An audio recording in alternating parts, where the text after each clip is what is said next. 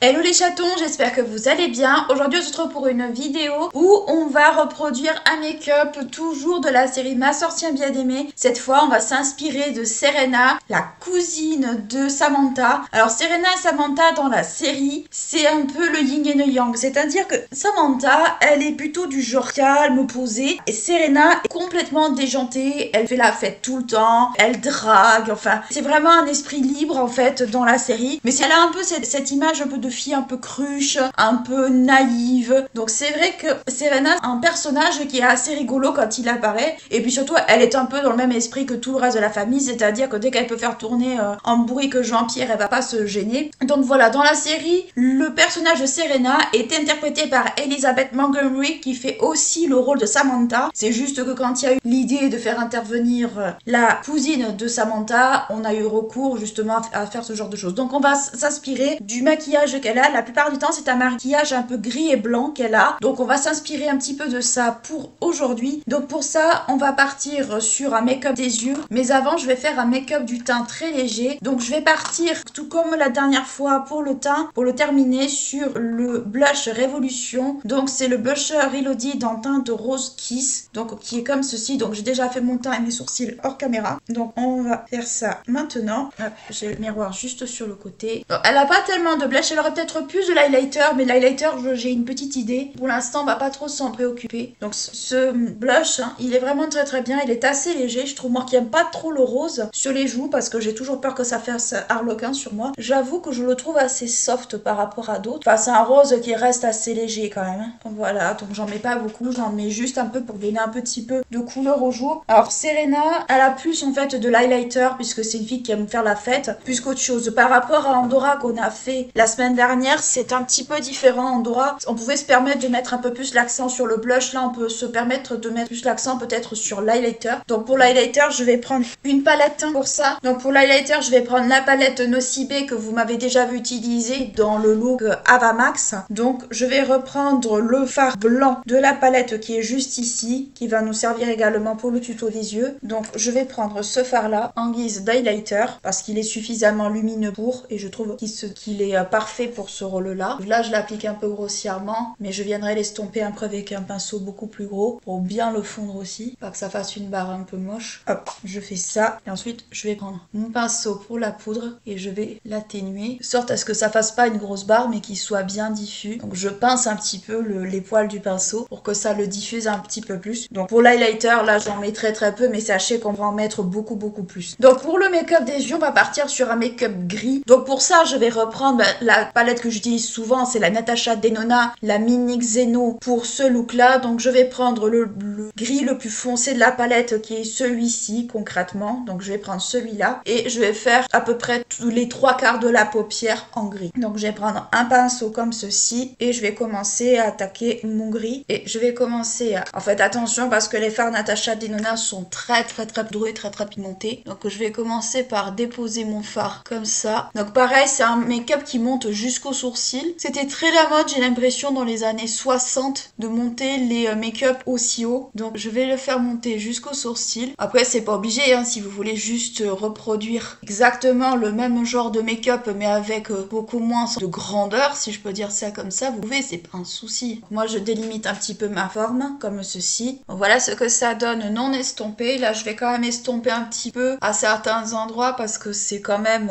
En fait les maquillages gris, ça va, premièrement je trouve que ça ne va pas à tout le monde, et deuxièmement c'est quelque chose je trouve qui est extrêmement fort sur certains yeux. Que là je prends un Guerlain, mon Guerlain habituel, et je vais essayer de fondre un petit peu de sorte à ce que ce soit quand même un peu fumé. Voilà ce que ça donne. Donc après je vais m'attaquer au blanc. Donc pour le blanc je vais reprendre ma petite palette Nocibé qui est une très bonne palette. Donc je vais prendre le blanc avec un tout petit pinceau et je vais venir juste ici le poser et encadrer notre petit gris. Voilà ce que ça donne à peu près. Donc j'ai un peu dégradé à certains endroits le gris et le blanc de sorte à ce que ça se fonde à peu près bien. Donc voilà pour le travail de fard. Vous pouvez aussi un peu réatténuer le gris si vous trouvez qu'il est trop fort. Moi des fois c'est ce que je fais avec ce gris là parce que souvent je le trouve trop fort. Après là je remarque quand même que j'ai des trous. Alors je pense que ça vient de ma base à l'anti-cerne qui fait ça. Je pense très clairement que ça vient de là parce que ça m'étonne d'habitude en fait. En fait j'ai remarqué sur les derniers tutos que vu que j'utilisais pas forcément de base à paupières, ces derniers temps en fait. L'anti-cernes ne faisait pas forcément bien le taf à ce niveau-là. J'ai pas y faire grand chose. Bon, ensuite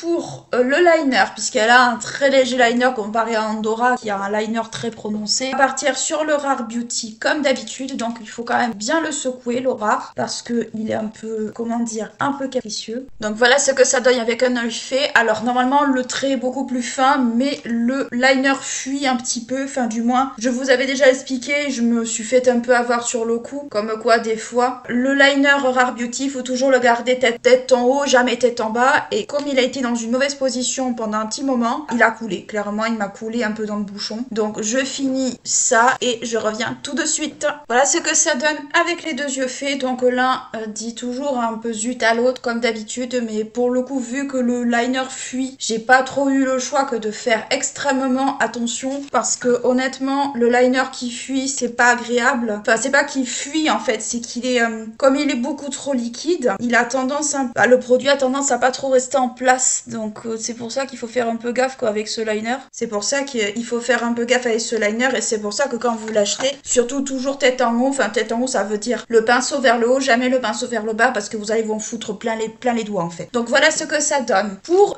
finir le make-up des yeux, du moins presque le terminer, je vais mettre un petit crayon blanc. Donc c'est le crayon blanc Yes Love de la dernière fois, vous l'avez déjà vu. C'est un crayon blanc totalement banal. Bon, il se voit quand même assez, même si bon, il manque un peu d'intensité par moment. Donc je vais le mettre juste en muqueuse. Voilà ce que ça donne au niveau des yeux. Ensuite pour le mascara, pareil, on va rester sur le Lash Idol de chez Lancôme que j'ai ressorti il y a pas très longtemps de ça. Voilà ce que ça donne avec le mascara. Donc bien sûr la courbure ne tient pas sur moi, mais ça on est un petit peu habitué par ici à ce que ça ne tienne pas sur moi. Ensuite pour les lèvres, on va refaire le combo de la dernière fois, à savoir le Rock Lips avec le Sephora. Le Sephora, bon, qui diminue à vue d'œil, mais qui est très pratique. Et voilà ce que ça donne avec les yeux faits et la bouche faite. Donc on en a terminé pour notre petit look inspiré de Serena de la série Ma Sorcière Bien-Aimée. Alors franchement c'est un des personnages des fois que je trouve très rigolo et en même temps que je trouve vraiment casse-pied par moment. Surtout pour ceux qui se souviennent un peu de la série, elle a toujours un rire extrêmement, comment dire, extrêmement tonitruant qui des fois un peu peut taper vite sur les nerfs par moment. Et surtout elle fait un peu enfant capricieux, mais c'est ce qui fait le charme un peu du personnage et c'est ce qui fait qu'on s'y attache et qu'on le trouve aussi très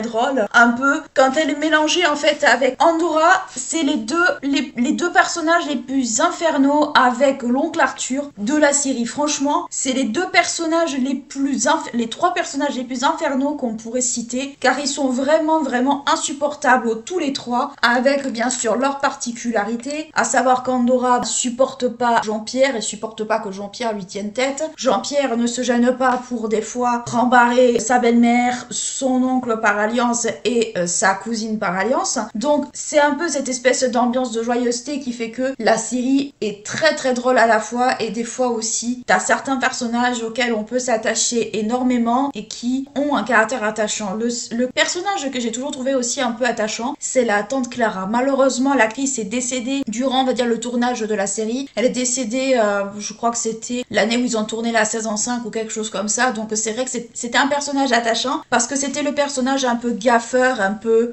innocent, un peu de ces vieilles dames qui des fois font des bêtises mais elles le font pas exprès. Et c'est peut-être le personnage qui pourrait inspirer de la sympathie, je trouve, à Jean-Pierre dans la série, puisque c'est un peu la vieille tante qui perd un peu la tête, qui se perd, qui oublie d'atterrir où il faut. Donc c'est vrai que c'est un personnage qui a son charme, qui est assez comique, assez rigolo et auquel on pourrait s'attacher assez facilement. On s'attache facilement aussi aux autres personnages, mais différemment je trouve. Mais la tante Clara, c'est vraiment le personnage qui, moi, je trouve est le plus, on va dire, a le quota attachant le plus marqué. J'espère en tout cas que ça vous aura plu, vous aura intéressé. N'hésitez pas à liker, à clocher, à vous abonner à la chaîne si ce n'est pas encore fait. Ce serait bien qu'on arrive aux 250 premiers abonnés d'ici au mois la Saint-Valentin. Moi je fais d'énormes bisous et je vous dis à bientôt. Ciao.